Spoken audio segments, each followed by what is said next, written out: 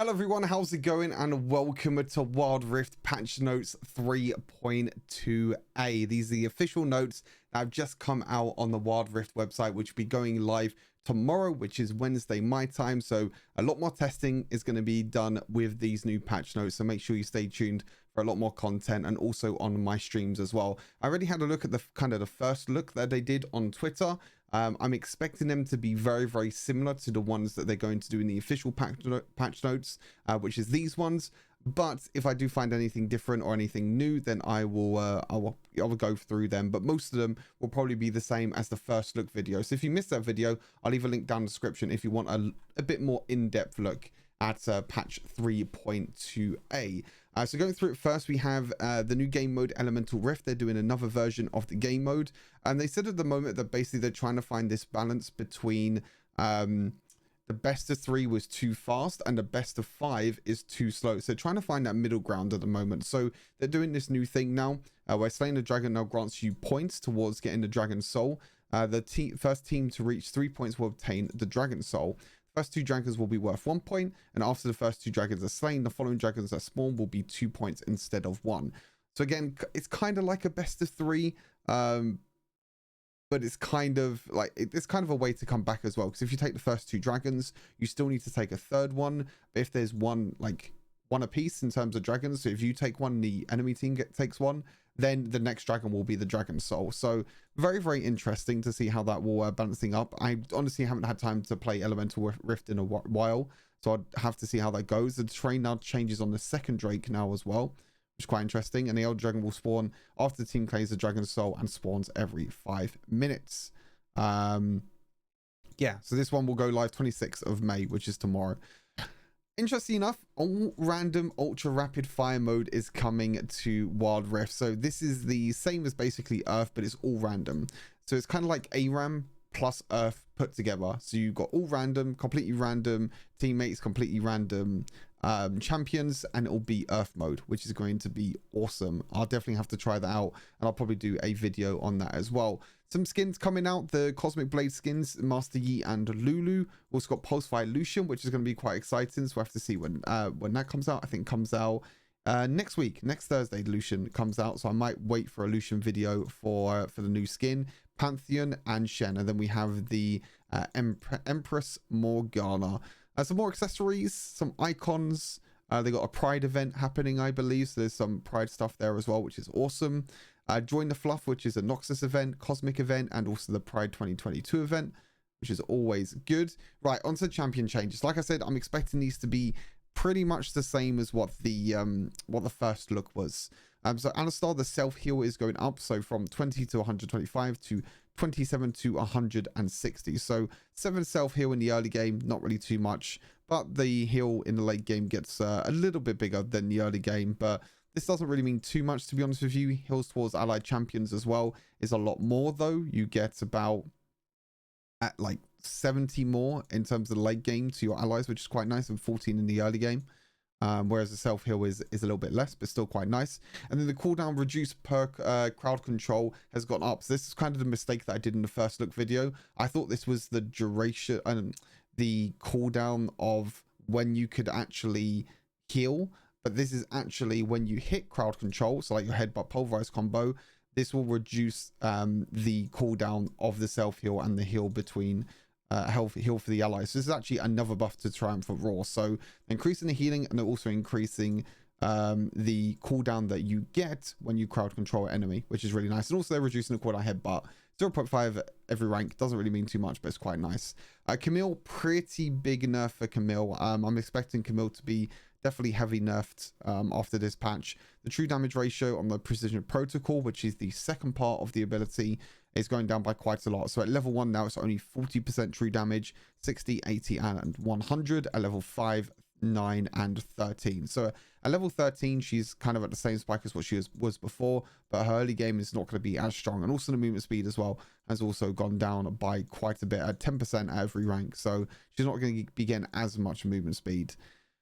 Hexo Ultimatum, Camille becoming untargetable causes the ultimatum effects to end. Okay, that's kind of interesting. I'm not really too sure how that mechanic works. Camille becoming untargetable Causes the ultimatum's effects to end. I'm trying to think in what situation Camille would become untargetable.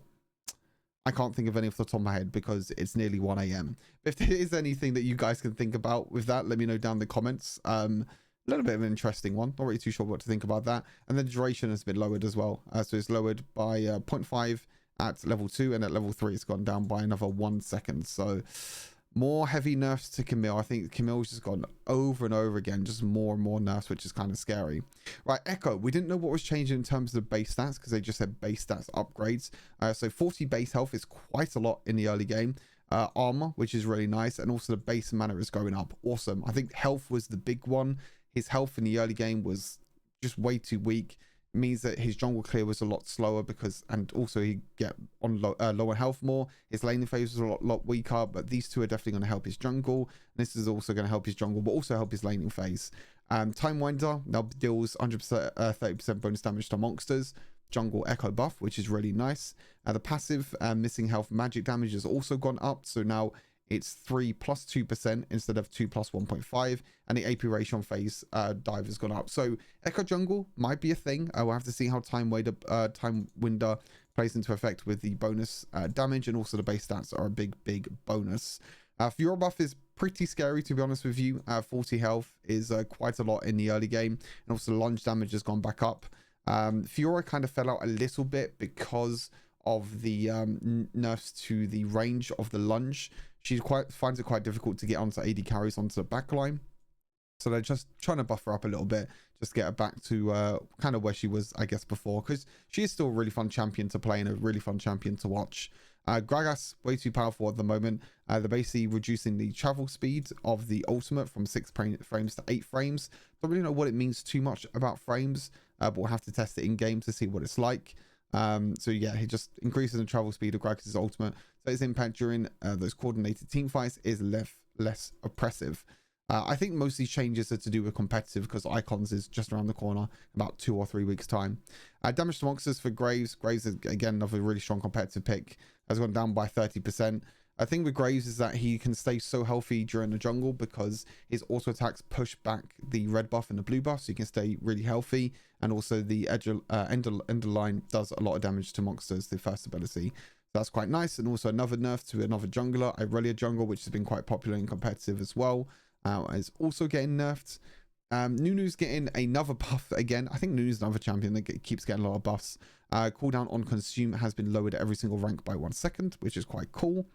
Undertow, again, another nerf to Olaf.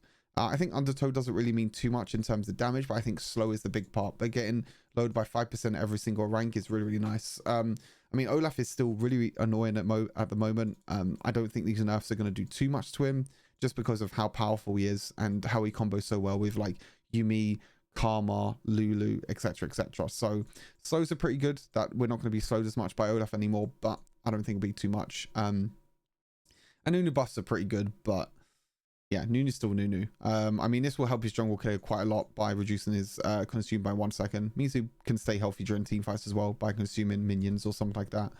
Because Nunu's still really good at objective control, which is what this ability is all about.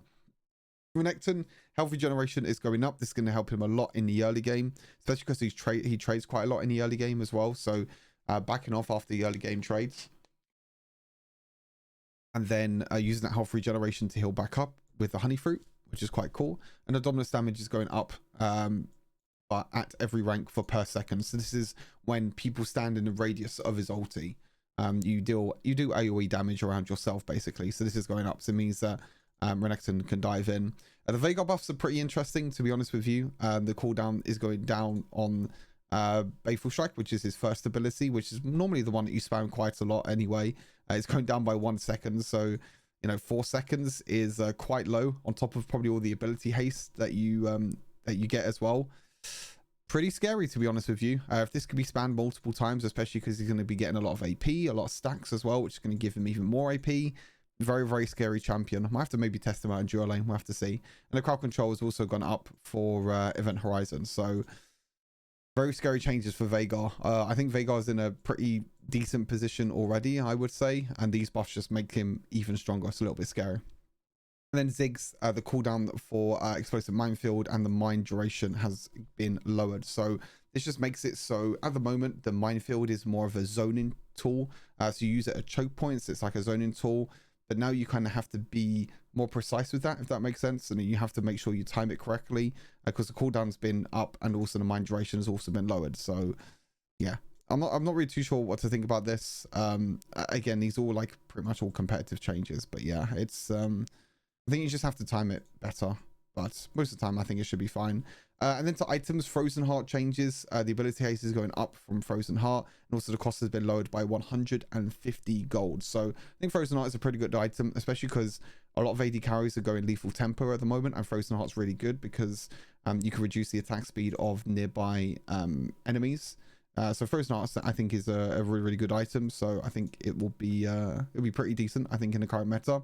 They're changing Iceborn Gauntlet ever so slightly, and they're getting rid of 200 of the mana and giving it 250 health. So overall, this is it's a buff because mana doesn't mean too much compared to health. 250 health is great. Spellblade passive now goes off of bonus armor, which is also very nice. So you got the buff from Frozen Heart, which is also an armor item, and then the Spellblade passive. So that's when you land an ability and then you auto attack afterwards. That damage is going to be buffed by bonus armor now, which is awesome. This also buffs Blue Ezreal, and this also buffs Blue Ezreal. So I'm gonna have to give it a try tomorrow. Blue Ezreal with Iceborn Gauntlet, Frozen Heart, Serrade's Grudge, and then it will probably be, oh no, it probably won't be Serrade's Grudge, probably be Mortal Reminder, and then it will be Death Dance as the last item, because that also gives you armor. So that means that Iceborn Gauntlet slows and the damage is going to be quite high. Kindle Gem has been added, so they're increasing the cost ever so slightly from 2,700 to 3,100, but I think the stats now are a lot better, and also the Spellblade passive dealing bonus damage compared to you know, to do with your bonus armor is really nice. So it makes it quite a nice scaling item as well. Rune Changes, Conqueror has been nerfed again. This is the melee damage. So the melee damage has gone from 10% down to 8%, and the range damage has gone from 7% down to 6%. So the big one is the melee. This makes it so most of the time now you'll probably run lethal tempo and champions like Jax, Irelia, and even Yasuo as well. I don't think Conqueror is going to be as strong because it's only 8% now. So it's not going to be as much damage, but I still think the keystone overall is just so strong. But you might see a little bit more flexibility now in terms of keystones. We'll have to see how that plays into effect. And Nimbus Cloak has also been buffed, which is quite nice. So Nimbus Cloak has been buffed on the later edge. So this is based on the cooldown of your summoner spell. So lower the cooldown of your summoner spell, the less movement speed you'll get. So if your cooldown of your summoner spell is more, like Flash, Exhaust, etc., that means that you're going to be getting more movement speed. There's some extra bits. They added Shen to jungle category.